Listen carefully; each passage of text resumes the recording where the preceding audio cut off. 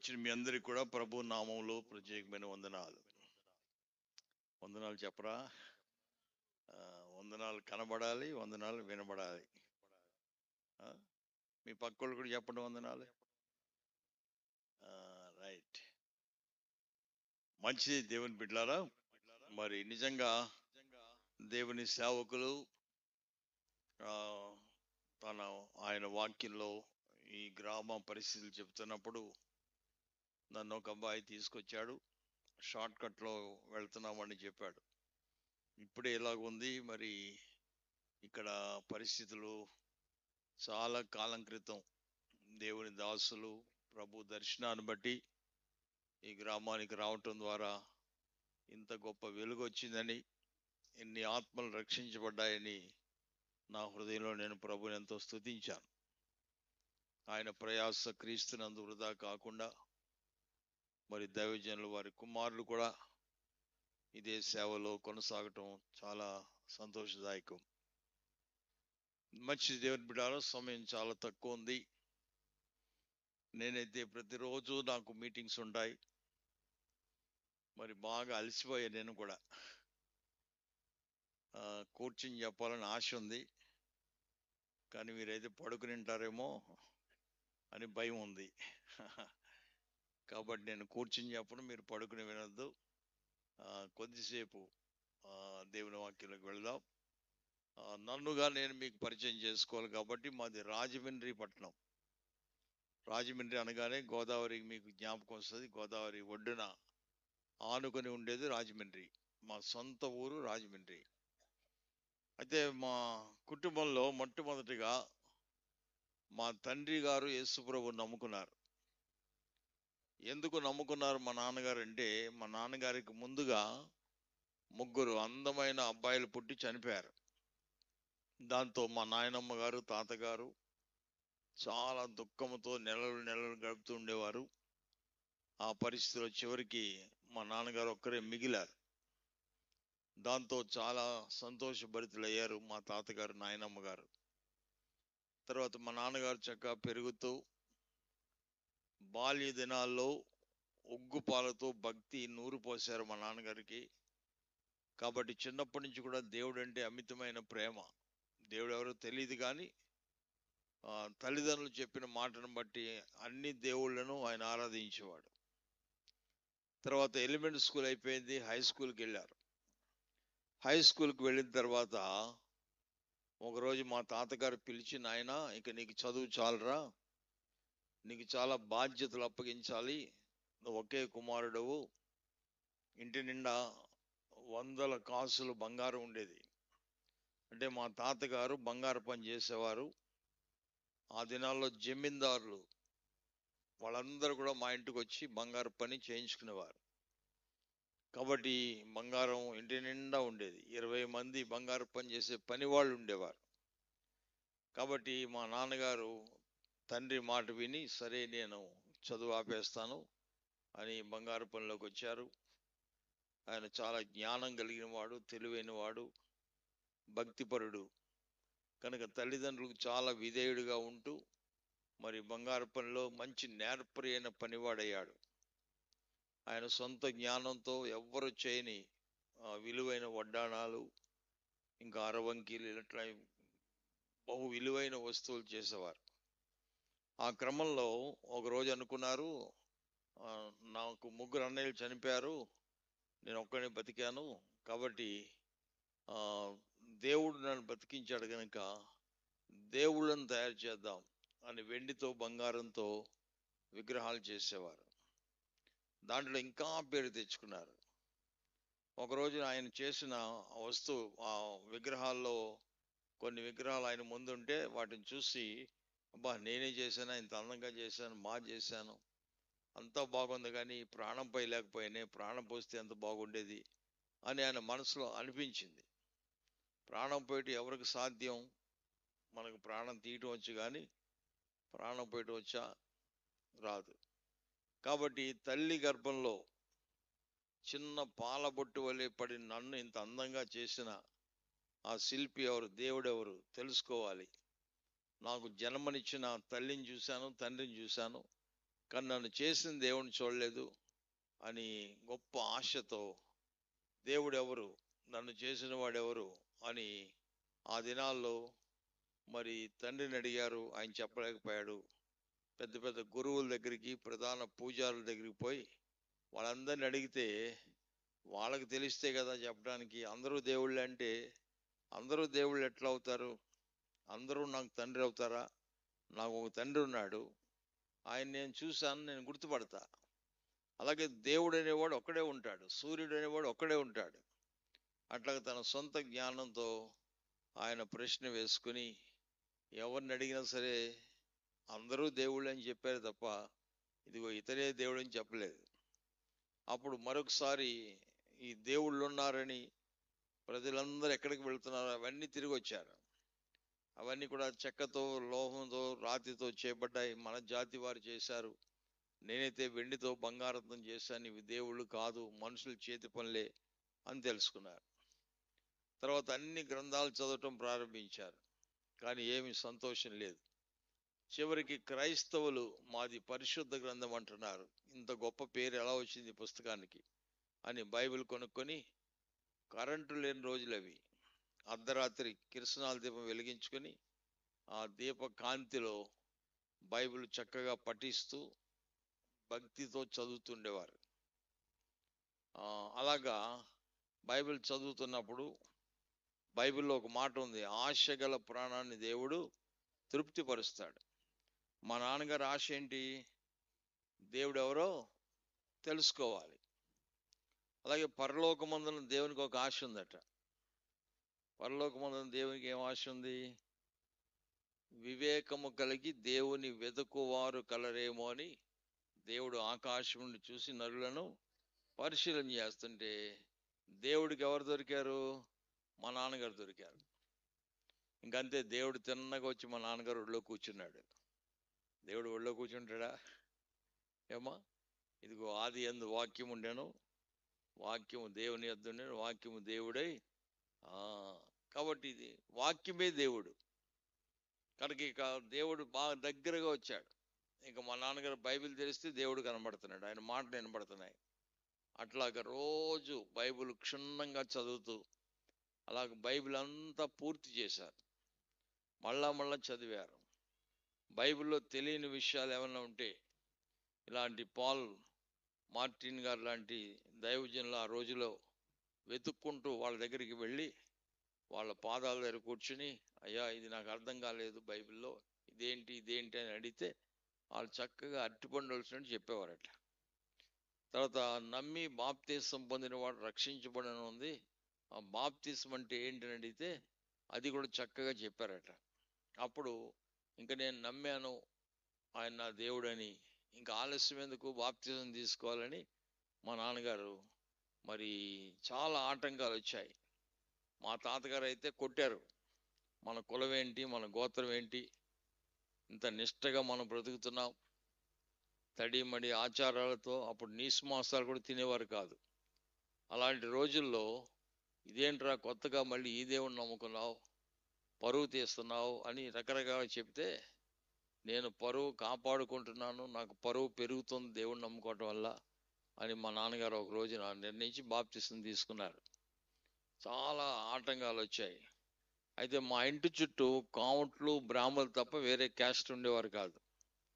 వాళ్ళందరికీ ఆశ్చర్యంగా ఉంది, రామచంద్రుని రామయ్య గారు ఏంటి మరి ఇంత నిష్టగా ఉండి విగ్రహాలు చేసేవాడు, ఈ రోజున యేసు ప్రభుని దేవుణ్ణి నమ్ముకున్నాడు, ఆయన ఎక్కడికి వెళ్తున్నాడు, వీళ్ళందరూ పాటలు పాడుకుంటూ ఎక్కడికి పోతున్నారు అని చుట్టుపక్కల వాళ్ళందరూ వెళ్ళారట. వాళ్ళందరూ చూశారు బాప్తిసం పొందినప్పుడు, అక్కడ దైవజనులు చక్కని వాక్యం చెప్పినప్పుడు. తిరిగి ఇంటికి వచ్చాక ఇలాగ మీటింగ్ పెట్టి అందరికి భోజనాలు పెడితే ఆ రోజు మా నాన్నగారు సాక్ష్యం విని 5 కుటుంబాలు ఇప్పుడే మేము దేవుణ్ణి నమ్ముకుంటున్నామని చేతులు పైకెత్తారట. దేవునికి మహిమ కలుగును గాక. అంటే సత్యము ఎవ్వరూ పరచలేరు, నిజాన్ని ఎవరు ఆపలేరు. సరే, బాప్తిసం పొంది ఇంటికి వచ్చిన తర్వాత మరుసటి రోజు మా నాన్నగారు స్నానం చేసి ఇంట్లోకి వస్తుంటే మా తాతగారు చూసి, రాయ్ రామయ్య జంజి మీదురా అని అడిగారట. అంటే ఒంటి మీద ఏం కనపడేదానికి జంజం కనపడలేదు. అప్పుడు మా నాన్నగారు చెప్పారు, తెంపి అవతల పడేశాను అన్నారట. ఏమనుకున్నారో, జంజం తెంపి అవతల పడేసావా? అవును, పడేశాను. అసలు నువ్వు ఎందుకు వేసావు నాకు జంజం అని అడిగారట. మనం జంజిపోవడం రా, అన్ని కులాల కంటే గొప్పోళ్ళం మనం అని చెప్తే మా నాన్నగారు చెప్పారు, ఏమో మరి నాకైతే జంజం ఈపు గోక్కోవడానికి తప్ప దేనికి పని చేయట్లేదు. జంజి ఉన్నవాళ్ళు జంజంతో గోక్కుంటారు, లేని వాళ్ళు గోడకేసి గోక్కుంటారు. కాబట్టి దేవుడు నాకు జంజం వేశాడు నాన్న అని చెప్పారట. ఎట్రా, దేవుడు వేసాడు జంజం, నాకే కాదు నీకు కూడా వేశారని చెప్పారట. నాకేసాడా? ఏ దేవుడు వేసాడరా? నీకే కాదు అమ్మ కూడా జంజం ఉందని చెప్పారట. ఏది చూపించి అన్నారట. అది కనపడేది కాదు, దేవుడు ప్రతి వానికి జంజి వేసి భూమి మీద పంపిస్తాడు. దాని పేరు మనస్సాక్షి. చప్పట్లు కొట్టండి. దేవుడు వేసిన జంజం పేరు ఏం పేరమ్మా? మామూలు జంజి వేసుకున్నాడు తాగుతాడు, చుట్ట కాలుతాడు, వ్యభిచారం చేస్తాడు, అని చేస్తాడు. కానీ మనస్సాక్షినుడు అయితే భయపడతాడు. మనస్సాక్షి మాట్లాడుతుంది, మనస్సాక్షి గద్దిస్తుంది, మనస్సాక్షి తప్పు చేయకుండా అడ్డుకుంటుంది. కాబట్టి నాకు మనస్సాక్షి అనే జంజం దేవుడు వేశాడు నాన్న, నీకు కూడా ఉంది అన్నప్పుడు మా తాతగారు అన్నారట, ఇంత జ్ఞానం ఎక్కడదరా నీకంటే, ఇదిగో జ్ఞాన గ్రంథం, ఇది చదివితే మహా గొప్ప జ్ఞానం మనకు అలవడుతుందని చెప్పారట. సో తర్వాత మా నాన్నగారికి 7 రోజులు పెళ్ళి అయింది. మరి మా అమ్మగారు కూడా దగ్గర సంబంధం. ఇప్పుడు మేము 7 సంతానం జన్మించాం. ఇక మా తాతగారు అయితే ఎగిరి గంతులు వేస్తున్నాడు. ఎందుకంటే 3 అబ్బాయిలు చనిపోతే దేవుడు ఎంతమందిని ఇచ్చాడు? మనల్ని 7 ఇచ్చాడు. ఇప్పుడు 7 పేర్లు పెట్టే దగ్గర మా నాన్నగారికి మా తాతగారికి గొడవ అవుతుంది. మా తాతగారేమో పంచాంగం చూసి, నక్షత్రం చూసి హైందవ దేవుళ్ళ పేర్లు పెట్టాలి మగపిల్లలకి, ఆడపిల్లలు పుడితే దేవతల పేర్లు పెట్టాలని మా తాతగారు. మా నాన్నగారు అలాంటి ఏవి కూడా పిల్లలకి పెట్టడం కుదరదని మా నాన్నగారి గొడవ. అయితే నువ్వు బైబిల్లో పేర్లు పెడతావురా, నేను ఒప్పుకోను అంటున్నాడు మా తాతగారు. అప్పుడు మా నాన్నగారు చెప్పారు, నాన్న నీకు నాకు గొడవ లేకుండా మంచి పేర్లు పెడతా, అవి నీకు నచ్చకపోతే అప్పుడు గొడవ పెట్టు, మార్చుకో. ఎందుకంటే చుట్టాలు అందరూ వస్తారు, అన్నప్రసరం చేసి నామకరణం చేయాలి. కనుక బంధువుల మధ్య మనం ఘర్షణ పడటం మంచిది కాదు. నేను పెట్టే పేరు నీకు నచ్చకపోతే తర్వాత మాట్లాడు అని చెప్పి, ముందు అబ్బాయి పుడితే అబ్బాయికి వజ్రం అని పేరు పెట్టారు. ఏం పేరు? వజ్రం. బా, మా తాతగారికి మహా సంతోషం అయిపోయింది, నా మనవడు వజ్రం అని. వెనకాల తోక తగిలించాడు వజ్రాచారి అని. తర్వాత అమ్మాయి పుడితే అమ్మాయికి రత్నం అని పెట్టారు. అబ్బా, మనవడు చూస్తే వజ్రం, మనవరాలు రత్నం. మళ్ళీ అమ్మాయి పుడితే వైడూర్యం, మళ్ళీ అమ్మాయి పుడితే పుష్యరాగం, మళ్ళీ అమ్మాయి పుడితే మాణిక్యం, మళ్ళీ అబ్బాయి పుడితే వాడికి సువర్ణ అంటే బంగారం. మా తాతగారు సువర్ణాచార్యని పెట్టారు. నేను పుట్టాడికి మా తాతగారు యేసుప్రభువు నమ్ముకున్నాడు. చెప్పరు కొట్టండి. దేవునికి మహిమ కలుగును గాక. అప్పుడు మా నాన్నగారు ఆలోచించి వీడికి ఏం పేరు పెట్టాలి అని ప్రార్థన చేస్తే, మన భారతదేశానికి సువార్త పట్టుకొచ్చిన యేసుప్రభు వారి యొక్క ప్రియమైన శిష్యుడు థామస్, నాకు థామస్ అని పేరు పెట్టారు. అప్పుడు మా తాతగారు థామస్ ఆచార్యని తగిలించాడు. సరే, మా నాన్నగారు చెప్పారు, ఆచారన్నా పూజారన్నా మనమేరా, కాబట్టి ఏం భయపడక్కర్లేదు, దేవుడు రాజులేని యాజక సమూహంగా చేశాడు. మరి ఆచార్య అంటే ప్రభువుని వెంబడించేవారు అని చెప్పినప్పుడు నాకు చాలా సంతోషమైంది. తర్వాత మేము పెరిగి పెద్దవాళ్ళు అవుతున్నాం. మా నాన్నగారు యేసుప్రభు నమ్ముకున్నాడు, నేను నమ్ముకోలేదు. ఎందుకంటే నా స్నేహితులు బేపనోళ్ళు, కావుటోళ్ళు, వాళ్ళు అనేవారు, మీకు ఒకే దేవుడు, మాకు ఎంతమంది దేవుళ్ళు ఉన్నారు, మీకు ఒకే పండగ, మాకు ఎన్ని పండగలే అని నన్ను హేళన చేసేవారు. అప్పుడు వెళ్ళి మా నాన్నగారిని అడిగేవాడు, నాన్నగారు ఇంతమంది దేవుళ్ళు ఉంటే ఎందుకు యేసుప్రభు ఒక్కడిని నమ్ముకున్నావు అంటే, ఆయన చాలా సంతోషపడి, మంచి ప్రశ్న వచ్చింది రా అని దగ్గర కూర్చోబెట్టుకుని అరటిపండు ఒలిసినట్టుగా ఇంతమంది దేవుళ్ళని ఎందుకు వదిలిపెట్టి యేసుప్రభువుని నమ్ముకున్నానో అది చాలా వివరంగా చెప్పారు. నాకు నా మనసుకు నచ్చింది. ఆయన బ్రతికిన దేవుడే, చనిపోయిన దేవుడే, తిరిగి లేచిన నిన్న నేడు నిరంతరము ఒక రీతిగా ఉన్నాడు. దేవుడు అనగా పరిశుద్ధుడు, కామ క్రోధ లోభ మోహ మదమత్సరం లేనివాడు. ఉన్నవాడైతే మనిషే కనుక యేసు ప్రభువులో పాపం లేదు. ఆయన పరిశుద్ధుడు, ఆయన కోపం కామం ఏమీ ఉండవు అని చాలా వివరంగా చెప్పినప్పుడు నేను కూడా చిన్న వయసులో మారు మనసు పొంది ప్రభువుని నమ్ముకుని బాప్తీసం పొంది ఇంకా మా నాన్నగారితో ఉండేవాడిని. సో మా నాన్నగారు ఇంకా విగ్రహాలు చేయటం మానేసి మొదట సొంత ప్రజలకు సువార్త చెప్పాలి అని మా కులం వాళ్ళకి ఎక్కువ సువార్త చెప్పారు. మరి వాళ్ళందరూ హేళన చేశారు, అవమానపరిచారు. కానీ చివరికి ఈరోజు మా అమ్మగారి తరపు, నాన్నగారి తరపు బంధువులందరూ యేసుప్రభువుని నమ్ముకున్నారు, సేవకులు అయిపోయారు. దేవునికి మహిమ కలుగును గాక. చర్చెస్ కట్టుకున్నారు. అలాగా తర్వాత మా నాన్నగారికి బయట బ్రాహ్మణులకు చెప్పాలి అని బ్రాహ్మణులందరినీ పిలిపించి ఆ దినాల్లో మరి పండిట్ ఫ్రాన్సిస్ గారని, మాసిలమణి గారని, ఆర్ఆర్కే మూర్తి గారని అలాంటి వాళ్ళని తీసుకొచ్చి బ్రాహ్మణులకు సువార్త చెప్పించేవారు. మా నాన్నగారు చెప్పేవారు, సాధువులు సన్యాసులు ఎక్కువ ఉంటారు గోదావరి గట్టు మీద, వాళ్ళకి భోజనాలు పెట్టి వాళ్ళకి సువార్త చెప్పేవారు. తర్వాత ఇదంతా అయిన తర్వాత జైల్లో ఖైదీలకి ఎవరు సువార్త చెప్పరు, అసలు జైల్లోకి ఎవరిని వెళ్ళనివ్వరు కదా, అలాంటి వాళ్ళకి సువార్త చెప్పాలని పర్మిషన్ తెచ్చుకుని జైల్లోకి వెళ్ళి ఖైదీలకు సువార్త చెప్పేవారు. చాలా షార్ట్ కట్లో చెప్పేస్తున్నాను. తర్వాత చాలా సంవత్సరాలు సేవ చేసి నేను చిన్నపిల్లవాడిగా మా నాన్నగారితో వెళ్ళేవాడిని. తర్వాత మా నాన్నగారు 1980లో ప్రభు పిలుపొందుకొని నిత్య విశ్రాంతికి చేరుకున్నారు.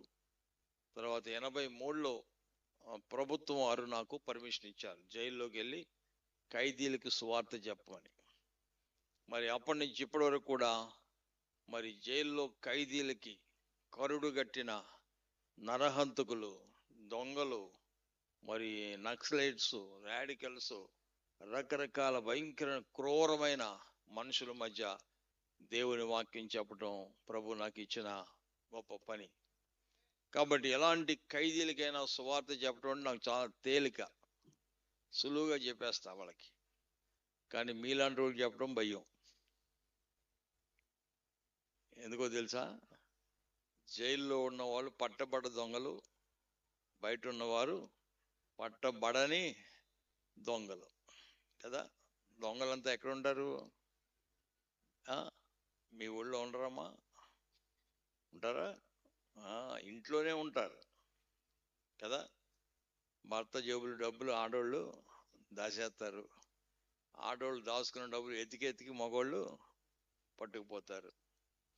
ఇంకా ఇలాంటి మీటింగ్లకు వస్తే అరిగిపోయిన చెప్పి వదిలిపెట్టి కొత్త వేసుకెళ్ళిపోతుంటారు. అది కూడా దొంగతనమే కదా. జైల్లో ఉన్న వాళ్ళు కత్తులతో నరికి చంపితే బయట ఉన్నవారు నాలుకకు పొదును పెట్టి కత్తిపోటు వంటి కత్తులతో మాటలు చంపేస్తారు. వీళ్ళు కత్తులు అక్కర్లేదు వాళ్ళకి కదా. కాబట్టి దేవుని బిడ్డరా, అలాగన దేవుడు మరి చెరసాలని రక్షణశాలగా మార్చాడు. దేవునికి స్తోత్రం. ఎంతో మంది కత్తి పట్టుకుని జైలుకు వచ్చిన వారు ఈ రోజున బైబిల్ పట్టుకుని బయటకు వచ్చి సేవకులు అయిపోయారు. చాలా మంది చర్చెస్ కట్టుకున్నారు. దేవుని బిడ్డారా, మరి జైల్లో వేలాది మంది రక్షణ పొంది బాప్తిసం తీసుకున్న వారు చాలా మంది బయట ఉన్నారు. జైల్లో కూడా ఒక 500 మంది పట్టే పెద్ద హాల్ ఉంటుంది. ఆ హాల్లో 500 మంది కూడుకుంటారు. మరి జైల్లో ఇద్దరికి ఉరిశిక్ష పడింది. ఆ ఉరిశిక్ష పడిన ఇద్దరికి కూడా మరి నేను బాప్తిసం ఇచ్చా.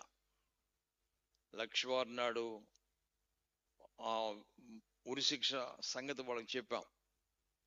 షాక్ అయిపోయారు వాళ్ళు. శుక్రవారం నాడు మరి లక్షవారం చెప్పాం, శుక్రవారం గ్యాప్ వచ్చింది, శనివారం పొద్దుటే ఉరి తీస్తారు. మరి లక్షవారం నాడు నేను వెళ్ళి వాళ్ళకి చెప్పి వాళ్ళని ధైర్యపరిచి వాక్యం చెప్పి, మీరు నిబ్బరంగా ఉండండి, బ్రతికితే ప్రభు కొరకు, చనిపోతే అది మీకు ఎంతో లాభం అని చాలా విషయాలు చెప్పాను. చెప్పడానికి టైం లేదు కానీ. సో లక్షవారం ఉదయం నుంచి సాయంత్రం వరకు వాళ్ళతో గడిపా. మరి శుక్రవారం ఉదయం మళ్ళీ పొద్దున వెళ్తే వాళ్ళిద్దరు అన్నారు, అయ్యా మరి మేము ఉరి తీయబడుతున్నాం కదా, మరి మాకు బాప్తీసం లేకుండా చనిపోతే ఎట్లాగయ్యా, మాకు బాప్తీసం కావాలండి అన్నారు. అప్పుడు నేను అన్నాను, జైల్లో ఇవ్వకూడదమ్మా, చట్టం ఒప్పుకోదు, ఎవరికైనా బాప్తీసం బయటికి వెళ్ళాక ఇస్తాను నేను, అది పద్ధతి అంటే. ఇది కాదండి అయ్యారు, ఉరిశిక్ష పడ్డ వాళ్ళకి ఆఖరి కోరిక ఒకటి ఉంటుంది, కాబట్టి మాకు బాప్తీసం కావాలన్నారు. అప్పుడు వెంటనే పై అధికారుల దగ్గరికి వెళ్ళి నిలబడి వాళ్ళతో చెప్పాను, అయ్యా మరి వాళ్ళు యేసుప్రభు నమ్ముకున్నారు, పాత జీవితాన్ని విడిచిపెట్టారు, మరి దేవుణ్ణి నమ్ముకున్న వాళ్ళంతా కూడా బాప్తీసం పొందాలి, అది కోరుకుంటున్నారండి. అంటే వాళ్ళు అన్నారు తెలియక, అది ఎక్కడ దొరుకుతుంది అని అడిగారు. అది దొరికేది కాదండి, పొందేది అని. ఇదే అవకాశం వాళ్ళకి సువార్త చెప్పేసి అధికారులందరికీ. వాళ్ళు చాలా హ్యాపీ అయ్యారు.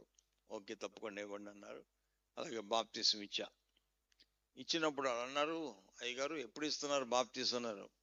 12 గంటలకు ఇస్తానయ్యా అన్న. అలా కాదండి, యేసుప్రభు వారు సిలువలో దొంగను క్షమించాడు కదా, అది ఎన్ని గంటలకండి అని అడిగారు. ఆ గొడవ మీకెందుకు రా అన్న, ఇవాళ గుడ్ ఫ్రైడే కదా అన్నారు. ఇవాళ గుడ్ ఫ్రైడే కదా అన్నారు. నిజంగా ఆ రోజు గుడ్ ఫ్రైడే వచ్చింది. అప్పుడు చెప్పాను, మధ్యాహ్నం 2-3 గంటలకు అయితే కరెక్ట్ అవ్వచ్చు అన్న. అయితే మాకు అప్పుడు ఇవ్వండి అంటే అప్పుడే ఇచ్చా. ఇద్దరిని సాక్ష్యం చెప్పమన్నా. ఒకడు చెప్పలేక భయపడ్డాడు, ఇంకోటి చెప్పాడు, అయ్యా మేము కక్షతో పగతో ఈ నేరం చేయలేదు, 22 మంది చనిపోవటానికి మేము కారకులు అయ్యాం, 2000 రూపాయల కోసం బస్సును కాల్ చేసాం, కాబట్టి మేము ఈ శిక్షకు అర్హులమే.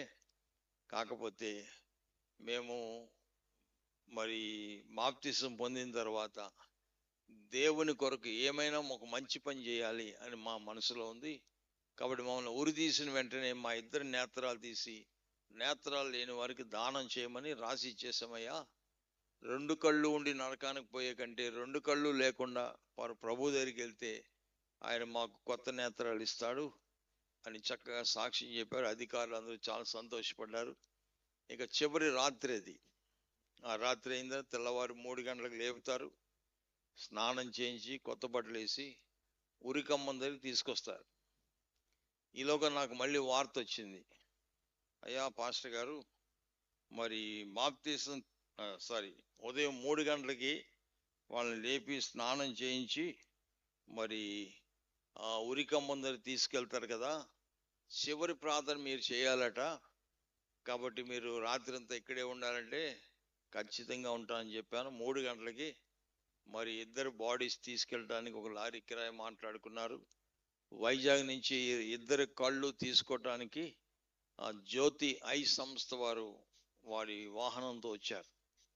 ఇక 3 గంటలకి తలుపులు తీసి తాళం తీసి వాళ్ళని బయటకు తెచ్చే సమయంలో అర్ధరాత్రి మెరుపు లాంటి అద్భుతమైన వెలుగు ఆ జైల్లోకి వచ్చింది. ఏంటంటే ఉరి శిక్ష ఆపబడింది. చెప్పలు కొట్టండి. ఇక చూసుకోండి, వాళ్ళకి మతి లేదు. జైలు అధికారులు అందరూ కూడా అసలు షాక్ అయిపోయారు అన్నమాట. అరే ఇంకొక 2-3 నిమిషాల్లో మనం ఉరి తీసే సమయంలో ఉరి శిక్ష ఆపమని ఎవరు చెప్పారు, ఇది ఫేకా నిజమా అని తెలుసుకోవడానికి అరగంట పట్టింది. అది రాష్ట్రపతి భవనం నుంచి వచ్చింది కాబట్టి ఇది నిజమే అని చెప్పారు. ఇక చూసుకొని ఎంత అద్భుతం అంటే, ఇక పొద్దుటే నా దగ్గరికి అందరూ వచ్చారు అధికారులంతా. ఏమండి పాస్టర్ గారు, ఏంటి అద్భుతం, ఏంటి ఆశ్చర్యం అని నన్ను అడుగుతుంటే నేను ఏం చెప్పాలి వాళ్ళకి.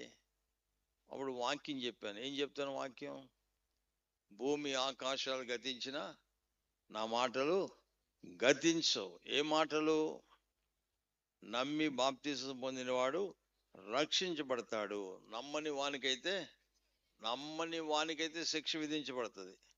కాబట్టి దేవుని వాక్యము ఏమండి ఎంత సత్యం అండి. అందుకే ప్రభు గురించి ఒక మాట ఉంది, ఏమంటాడంటే అబద్ధ మాటకు నేను నరుడను కాను, దేవుడు మాట ఇచ్చి నెరవేర్చేవాడు.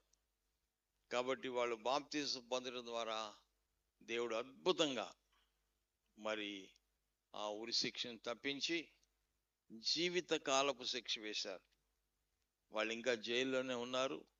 ఇద్దరు కూడా మంచి విశ్వాసులుగా సంఘంలో నాకు సహాయకంగా ఉంటున్నారు.